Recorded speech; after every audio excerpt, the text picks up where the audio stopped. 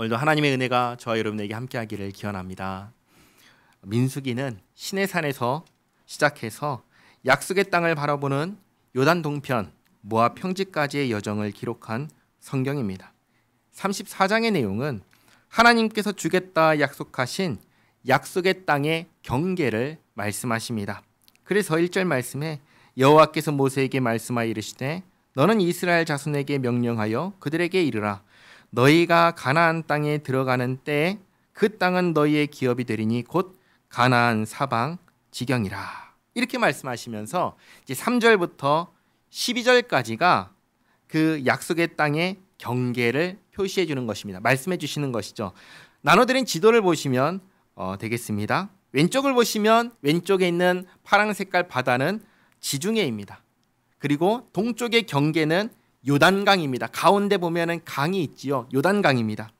그리고 남쪽은 가데스 바네아까지입니다. 여기서 무슨 일이 있었냐면 12정탐꾼을 보낸 적이 있었습니다. 그리고 북쪽은 호르산까지입니다. 이렇게 약속의 땅, 서쪽에 있는 약속의 땅은 서쪽으로는 지중해까지, 동쪽으로는 요단강까지, 남쪽으로는 가데스 바네아까지, 북쪽으로는 호르산까지입니다. 이 경계를 3절부터 12절까지 알려주십니다. 그래서 12절에 그 경계가 또 요단으로 내려가서 염해는 사해를 말합니다. 사해바다, 동쪽에 있는 요단강 밑에 있는 강이 염해 또는 사해라고 부르는 곳입니다. 거기까지가 너희 땅의 사방 경계가 이러하니라. 이렇게 그 지역이 어떻게 되는지를 알려주셨습니다.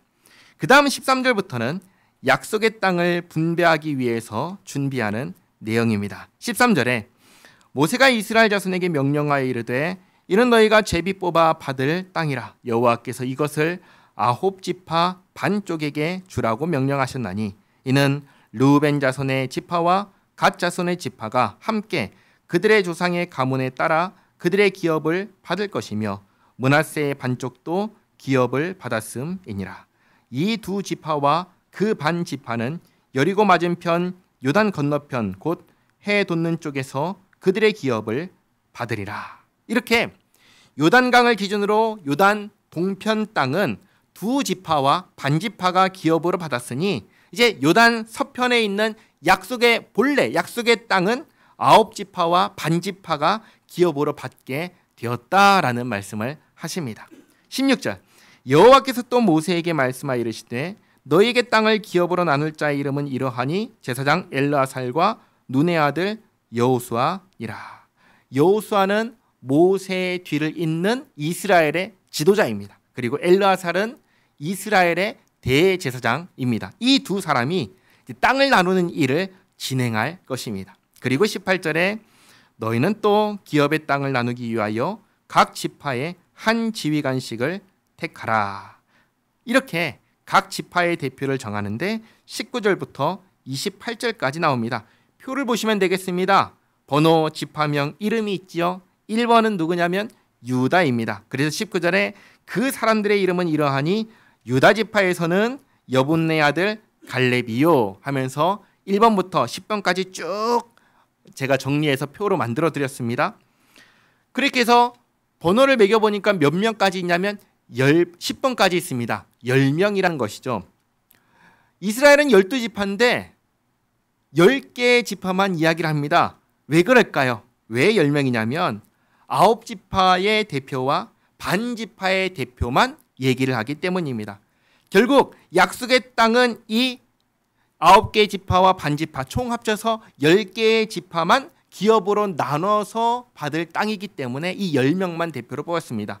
요단 동쪽은 이미 두 지파와 반지파 총 3지파가 나눠받았기 때문에 이들에게는 나눠줄 필요가 없는 것이죠. 그래서 요단 서편 본래 약속의 땅은 이 10명이 대표가 되어서 각 지파의 대표가 되어서 땅을 기업으로 뽑을 수 있도록 그렇게 정하셨습니다. 29절 이들이 여호와께서 명령하사 가나안 땅에서 이스라엘 자손에게 기업을 받게 하신 자들이니라.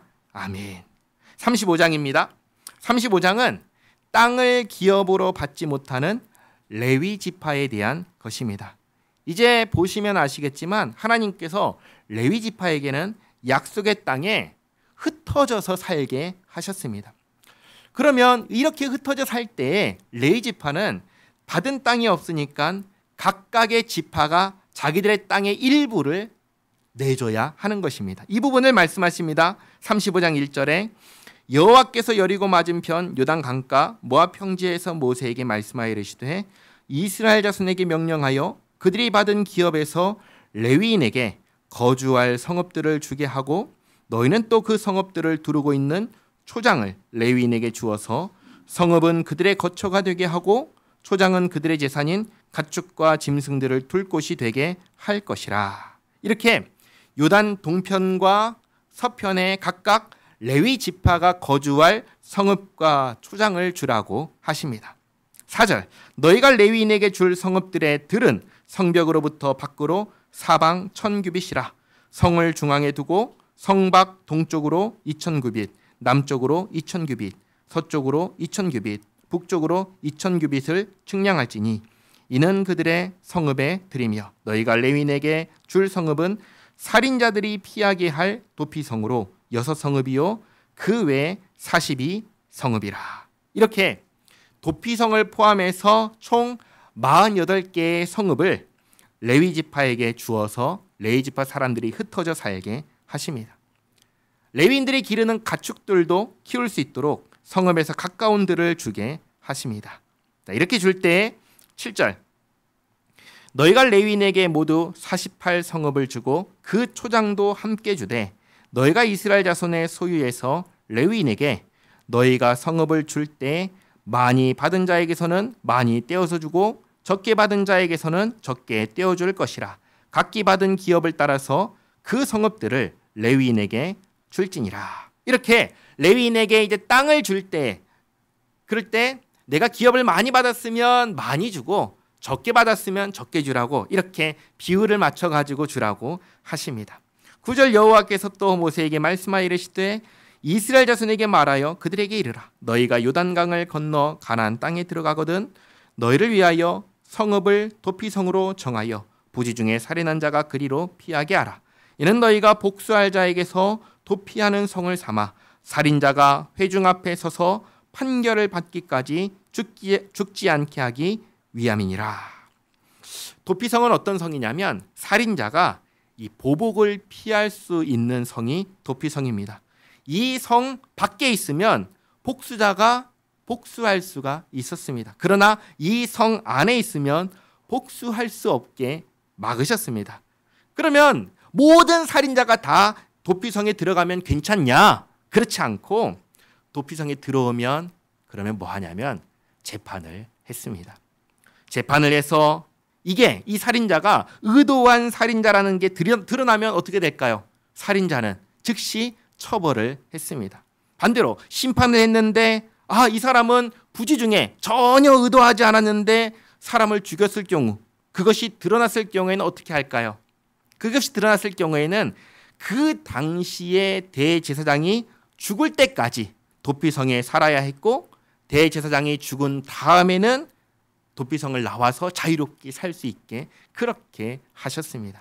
이렇게 하셔서 심판을 받기 위한 곳이라면 보복을 당하기 전에 갈 수 있게 하셨습니다. 그래서 요단 동편과 서편에 각각 성읍을 3개씩 총 6개의 성읍을 도피성으로 두고 또 이제 사람을 죽였는데 부지 중에 사람을 죽였어요. 도피성에 가야 되는데 너무 멀면은 가기 전에 죽으니까 그것을 맞춰가지고 각 지역의 거리를 적절하게 계산해서 도피할 수 있게 해주셨습니다. 이게 29절까지의 말씀인데 13절부터 보겠습니다. 너희가 줄 성읍 중에 6을 도피성이 되게 하되 세 성읍은 요단 이쪽에 두고 세 성읍은 가나안 땅에 두어 도피성이 되게 하라. 이렇게 요단 동편에 3개의 성읍, 요단 서편에 3개의 성읍, 총 6성읍을 도피성이 되게 하셨습니다. 15절 이 6성읍은 이스라엘 자손과 타국인과 이스라엘 중에 거류하는 자의 도피성이 되리니 부지 중에 살인한 모든 자가 그리로 도피할 수 있으리라. 다 도피하는 것이죠. 그리고 판단 기준을 말씀하십니다. 16절 만일 철 연장으로 사람을 쳐 죽이면 그는 살인자니 그 살인자를 반드시 죽일 것이요 만일 사람을 죽일 만한 돌을 손에 들고 사람을 쳐 죽이면 이는 살인한 자니 그 살인자는 반드시 죽일 것이요.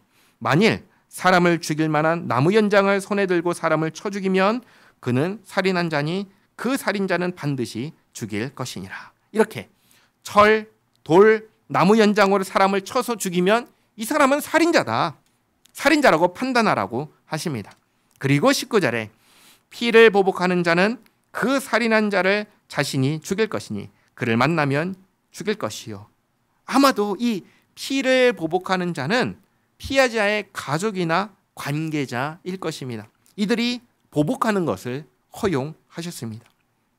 그리고 철이나 돌이나 나무 연장을 사용하지 않고 사람을 죽이는 경우도 있잖아요. 그런 경우도 말씀하시는데 20절에 만일 미워하는 까닭에 밀쳐 죽이거나 기회를 엿보아 무엇을 던져 죽이거나 아기를 가지고 손으로 쳐 죽이면 그 친자는 반드시 죽일 것이니 이는 살인하였음이라. 피를 보복하는 자는 살인자를 만나면 죽일 것이니라. 이렇게 죽이려는 마음으로 밀거나 치거나 해서 죽이면 살인자라는 것입니다. 이런 살인자에게 복수하는 것을 허용하셨습니다. 그러나 22절 악의가 없이 우연히 사람을 밀치거나 기회를 엿봄이 없이 무엇을 던지거나 보지 못하고 사람을 죽일 만한 돌을 던져서 죽였을 때 이는 악의도 없고 헤아려 한 것도 아닌즉. 도피성을 두신 목적은 바로 이런 사람들을 위해서 두신 것입니다. 24절 회중이 친자와 피를 보복하는 자 간에 이 규례대로 판결하여 피를 보복하는 자의 손에서 살인자를 건져내어 그가 피하였던 도피성으로 돌려보낼 것이요. 그는 거룩한 기름 부음을 받은 대제사장이 죽기까지 거기 거주할 것이니라. 이렇게 부지 중에 살인한 자, 의도하지 않고 사람을 죽인 자는 대제사장이 죽을 때까지 도피성에 거주해야 됩니다. 그래서 그 기간 동안 이제 살게 해주신 것이죠. 그러나 만약에 26절 그러나 살인자가 어느 때든지 그 피하였던 도피성 지경 밖에 나가면 피를 보복하는 자가 도피성 지경 밖에서 그 살인자를 만나 죽일지라도 피 흘린 죄가 없나니 이는 살인자가 대제사장이 죽기까지 그 도피성에 머물러야 할 것임이라. 대제사장이 죽은 후에는 그 살인자가 자기 소유의 땅으로 돌아갈 수 있느니라. 이렇게 대제사장이 죽기 전에 도피성을 떠나면 보호받지 못한다 하십니다. 대제사장이 죽기 전까지 도피성을 떠나지 말라고 하셨는데 떠났으니 그럼 이제 복수자에 의해서 죽어도 할 말이 없다라는 것입니다. 29절 이는 너희의 대대로 거주하는 곳에서 판결하는 규례라. 사람을 죽인 모든 자 곧 살인한 자는 증인들의 말을 따라서 죽일 것이나 한 증인의 증거만 따라서 죽이지 말 것이요. 재판할 때에는 반드시 두세 사람의 증인이 있어야 한다 말씀하시죠. 31절 고의로 살인죄를 범한 살인자는 생명의 속전을 받지 말고 반드시 죽일 것이며. 살인자는 어떻게 하라고 하시죠? 살인자는 반드시 죽이라고 하십니다. 자, 이것을 주목해야 됩니다. 성경은 살인자에 대해서 아주 정확하게 말씀하십니다. 절대로 풀어주지 말라고 하십니다. 반드시 죽이라고 하십니다. 사람을 죽이는 죄가 얼마나 크고 무서운 죄인지 우리는 분명하게 알아야 합니다. 32절 또 도피성에 피한 자는 대제사장이 죽기 전에는 속전을 받고 그의 땅으로 돌아가 거주하게 하지 말 것이니라. 그러니 만약에 이 말씀을 지키지 않으면 죽어서도 할 말이 없는 것입니다. 33절 너희는 너희가 거주하는 땅을 더럽히지 말라. 피는 땅을 더럽히나니 피 흘림을 받은 땅은 그 피를 흘리게 한 자의 피가 아니면 속함을 받을 수 없느니라. 너희는 너희가 거주하는 땅 곧 내가 거주하는 땅을 더럽히지 말라. 나 여호와는 이스라엘 자손 중에 있음이니라. 아멘. 이 땅이 더러워지는 것, 그것은 다른 것 때문에 더러워지는 것이 아닙니다. 하나님의 백성들이 하나님께서 정하신 법대로 하지 않을 때 이 땅이 더러워지는 것입니다. 다시 말씀드립니다. 이 땅이 더러워지는 것은 하나님의 백성들이 하나님의 말씀대로 살지 않을 때 이 땅이 더러워지는 것입니다. 죽어야 하는 살인자를 처벌하지 않고 풀어주면 이 땅이 더러워지는 것입니다. 대제사장이 죽을 때까지 도피성에 있어야 하는 살인자를 돈을 받고 속전을 받고 풀어주면 그러면 이 땅이 더러워지는 것입니다. 사실 이 살인죄라는 것은 모든 죄를 대표하는 죄입니다. 살인죄뿐만 아니라 하나님을 예비하는 것에서부터 이웃의 소유를 탐내는 것까지 하나님께서 주신 언약의 말씀, 십계명을 어기면 그로 인해서 이 땅이 더러워지는 것입니다. 그러니 우리가 우리의 거룩함을 유지하고 또 우리가 사는 이 땅을, 이 세상을 거룩하게 유지하는 것은 어떻게 할 때 거룩함이 유지되겠습니까? 하나님의 말씀에 순종할 때 거룩함을 유지하고 이 땅을 더럽히지 않는 것입니다. 마지막 36장입니다. 36장의 말씀은 민수기 27장에서 슬로브앗의 딸들이 했던 요청과 이어지는 것입니다. 그때 슬로브앗의 딸들이 이런 요청을 했습니다. 민수기 27장 3절과 4절 말씀 같이 한번 읽겠습니다.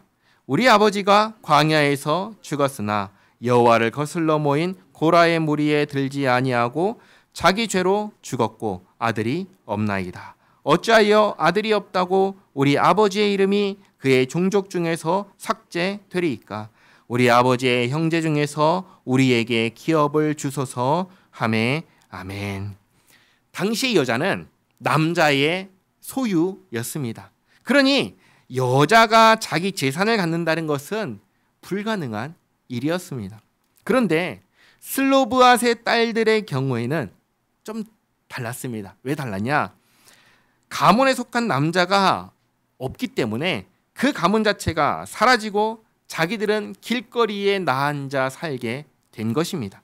그래서 이 딸들이 모세에게 가서 우리는 비록 여자라서 받을 수 없지만 우리가 받지 못하면 우리 가문은 없어져 버립니다. 그러니 우리에게 기업을 받게 해달라 라고 그렇게 요청을 했습니다. 슬로브앗의 요청에 하나님께서 여자도 기업을 가질 수 있게 해주셨습니다. 어찌 보면 그 시대에 굉장히 파격적인 결정을 내려주신 것입니다. 그리고 여기서 우리가 또 생각해야 할 것이 한 가지 있습니다. 그게 뭐냐면 하나님께서는 남자와 여자를 차별적인 존재로, 남자가 더 우월하고 여자는 열등한 존재로 창조하셨나요? 그러지 않으셨다는 사실을 우리가 기억해야 됩니다. 하나님께서는 남자 여자를 동등한 존재로 창조하셨습니다. 동등한 존재인데 다만 역할에서의 차이가 있게 창조하셨습니다. 역할의 차이가 있다는 것은 누가 더 우월하고 누구는 열등하고가 전혀 아닙니다. 동등합니다. 다만 분야가 다른 것입니다. 성부와 성자와 성령 하나님께서 서로 하시는 일이 다른 것처럼, 그러나 동등하신 것처럼 남자와 여자도 그렇게 창조하셨습니다. 그런데 사람이 죄를 지으면서 이것을 왜곡시켜 버렸습니다.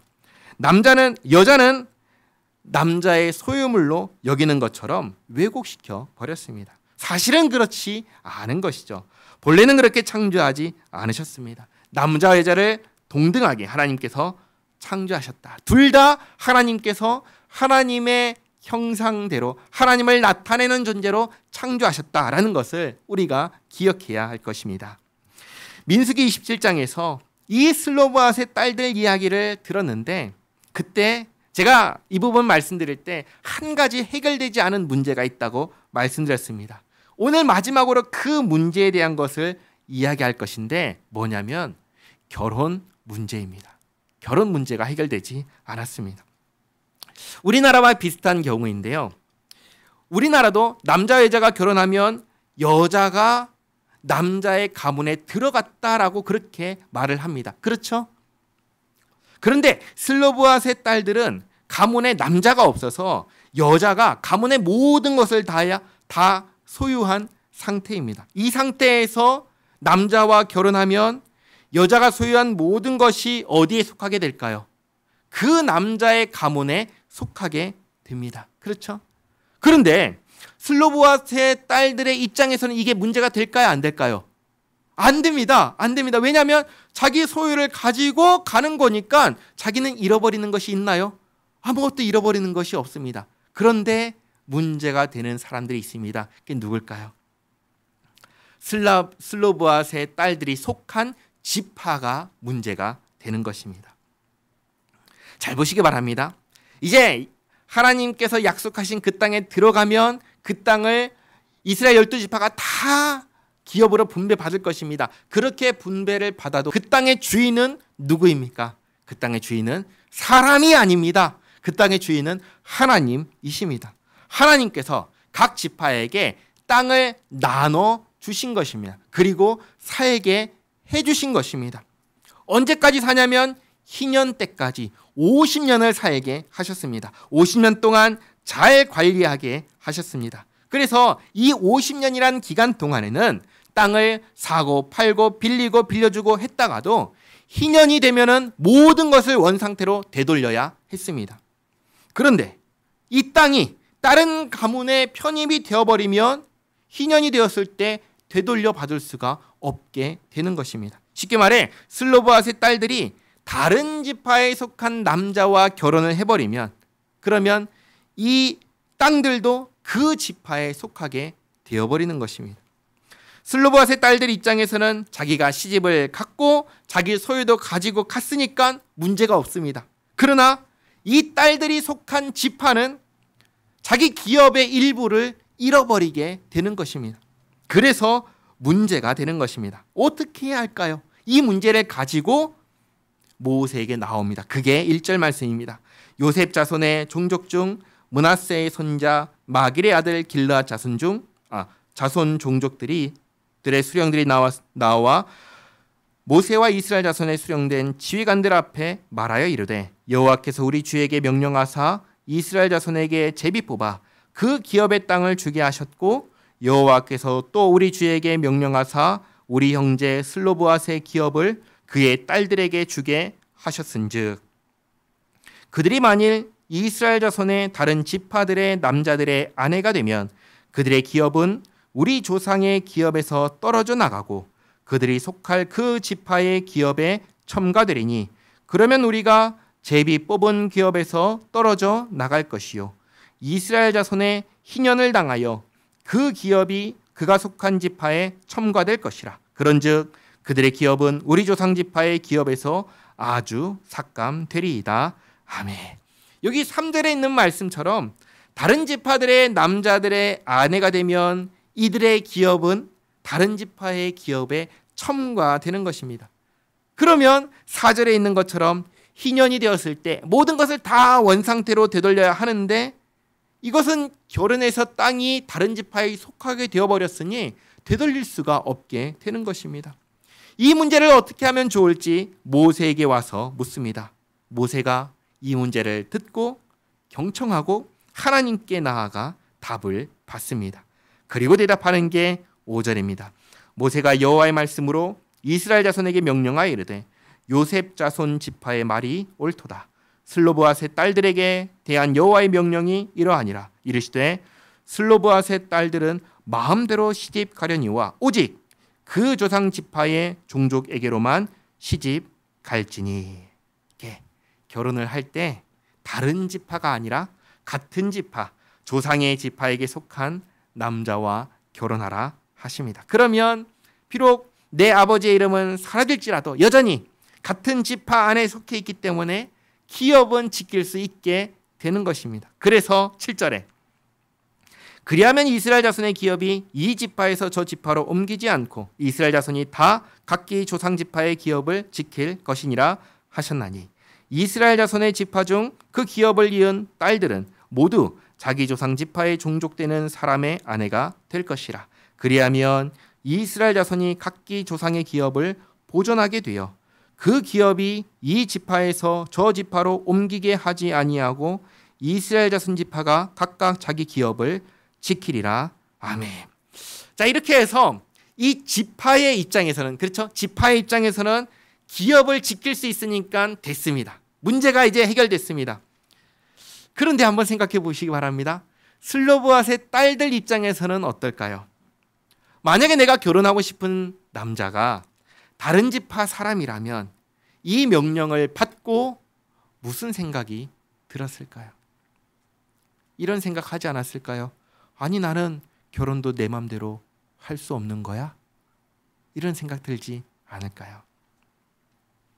슬로보앗의 딸들이 이 명령, 너는 마음대로 결혼할 수 있지만 지파 안에서만 결혼해야 된다라는 이 명령을 받았을 때 어떻게 반응했는가? 10절 말씀 보시면 슬로보앗의 딸들이 여호와께서 모세에게 명령하신 대로 행하니라. 아멘. 뭐라고 하죠? 순종했다고 말합니다. 내 생각과 내 기분과 내 뜻보다 무엇을 앞에 세운 것입니까? 하나님의 명령을 앞에 세운 것입니다. 이게 중요한 것입니다. 11절에 슬로보앗의 딸 말라와 디르사와 호글라와 밀가와 노아가 다 그들의 숙부의 아들들의 아내가 되니라. 그들이 요셉의 아들 므낫세 종족의 자손의 종족 사람의 아내가 되었으므로 그들의 종족 지파에 그들의 기업이 남아 있었더라. 이는 여리고 맞은편 요단가 모압 평지에서 여호와께서 모세를 통하여 이스라엘 자손에게 명령하신 계명과 규례니라. 아멘. 민수기의 마지막 36장은 무엇으로 끝납니까?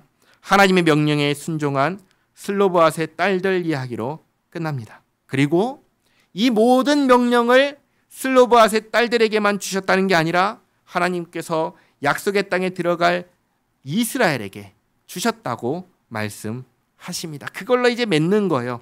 그러면 이 말씀을 끝내면서 무엇을 기대할까요? 슬로보앗의 딸들처럼 약속의 땅에 이스라엘 백성들이 들어갔을 때에도 하나님 말씀의 계명과 규례를 잘 지키며 살 것을 기대하면서 마치는 것입니다. 성경은 우리에게 크게 두 가지를 가르쳐 줍니다. 두 가지. 첫 번째는 믿어야 하는 것이고 두 번째는 행해야 하는 것입니다. 믿어야 하는 것은 무엇이죠? 삼위일체 하나님께서 하신 것인데 특별히 우리의 구원과 관련해서 예수님께서 우리를 구원하셨다는 것과 예수님께서 우리의 주님이 되신다는 것을 믿어야 합니다. 그리고 행동해야 하는 것으로는 삼위일체 하나님께서 명령하신 것인데 구원받은 사람으로서 예수님께 속한 사람으로서 이렇게 하신 삶을 살아내는 것입니다. 그 삶은 어떤 삶입니까? 하나님을 사랑하고 이웃을 사랑하며 사는 것입니다. 계속 말씀드리는 이유는 제가 이렇게 질문드리겠습니다. 실제로 우리는 그렇게 살고 있습니까? 하나님을 예배하고 살고 있습니까? 주일날 예배하는 것 우리는 너무나 잘하는 것입니다. 오늘 수요일에 예배하는 것 정말 잘하는 것입니다. 그리고 가정에서 가정 예배 드리고 있습니까? 만약 그렇다면 정말 잘하는 것입니다. 그러나 아직 하고 있지 않다면 그러면 내일부터 시작하시라는 말씀을 드리는 것입니다. 이웃 사랑과 관련해서 마찬가지입니다. 우리는 매일매일 이 사랑을 반복해야 하는 것입니다. 부모님 매일같이 공경해야 됩니다. 어제 공경했으니까 오늘은 안 해도 돼. 오늘 했으니까 내일은 안 해도 돼. 그게 아니라 매일매일 해야 하는 것입니다. 그리고 자녀를 말씀으로 가르치는 것 마찬가지입니다. 어제는 가르쳤으니까 오늘은 안 가르쳐도 돼. 그게 아닌 것이죠. 우리가 평생을 살아가는 동안에 매일매일 해내야 하는 것입니다. 이웃에게 죄를 범하지 않는 것, 이웃을 돕는 것 매일매일 해야 하는 것입니다.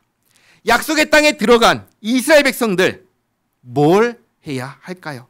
지금 말씀드린 이것들을 하는 것입니다. 공적으로 모여서 예배하고 사적으로 가정에서 예배하고 하나님 말씀을 가르치고 부모님 공경하고 죄 안 짓고 서로 덮고 사는 것 그게 하나님의 백성들이 이 땅에 살면서 해야 하는 것입니다. 다른 것을 하는 게 아닙니다. 다른 것, 특별한 것, 대단한 일을 하는 게 아닙니다. 이걸 하면서 사는 것입니다.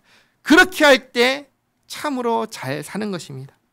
민수기 36장을 마치면서 마지막에 뭐라고 했습니까? 하나님의 이 모든 명령을, 계명을 이스라엘 백성들에게 다 전했다고 얘기합니다. 그리고 그 마지막에 슬로보앗의 딸들이 모든 말씀에 준행했다라고 기록했습니다.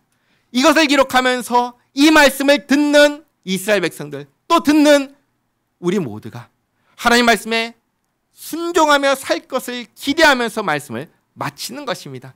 그러니 늘 반복되는 이야기, 똑같은 이야기 들으면서 우리의 삶을 돌아보시기 바랍니다. 나는 정말 그렇게 살고 있는가? 그렇게 살고 있다면 정말 잘하고 계신 것입니다. 그러나 그러지 않다면 그러면 다시 한번 하나님 앞에 회개하고 그리고 주님께 힘달라고 기도하고 그리고 주님 주시는 힘을 가지고 주님 말씀에 순종하며 살아가는 우리 모두가 되기를 바랍니다. 기도하겠습니다. 좋으신 하나님, 오늘까지 19주 동안 민수기의 모든 말씀을 보았습니다. 시내산에서 출발하여 요단 동편 모압 평지에 이르기까지 한결같이 신실하신 하나님의 인도하심과 또 한결같이 배신하는 인간의 죄성을 보았습니다. 참으로 인간은, 우리는 하나님 섬기기를 싫어하고 내 소견에 오른 대로 살고자 합니다. 그것이 망하는 길인 줄도 모르고 그렇게 멸망의 길을 걸어갑니다. 하나님, 이스라엘의 역사를 보며 우리 자신을 다시 한번 되돌아봅니다. 우리에게 주신 말씀 소중히 간직하기를 원합니다.